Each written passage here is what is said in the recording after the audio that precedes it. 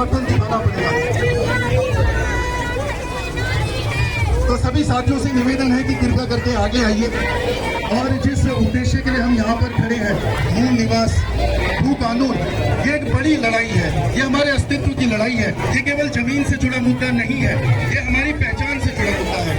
हमें संगठित करने का सबसे बड़ा अवसर आज अगर हमें मिला है तो इस उद्देश्य की वजह से मिला है। हमें समझना पड़ेगा भू कानून केवल जमीन की बात नहीं हो रही है, ये जमीर की बात हो रही है, ये अस्तित्व की बात हो रही है, ये पहचान की बात हो रही है। हमें फिर से उस मातृशक्ति को जगाना होगा जिससे कैसे मुगलों ने जब पूरी नजर हमारे पहाड़ पर डाली तो रानी कर्णावती ने लाइन में खड़ा किया मुगलों को और एक एक मुगल की नाक काट कर उसे शाहजहां के दरबार में वापस भेजा। ये हमारा इतिहास है, ये हमारा शौर्य है।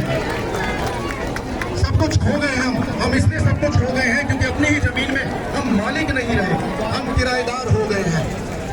तो जब हम अपनी जमीन बेच रहे हैं, जब हमारी जमीन हमसे छीनी जा रही है, तो सिर्फ हमारी जमीन नहीं, हमारा मालिकाना हक हमसे छीना जा रहा है।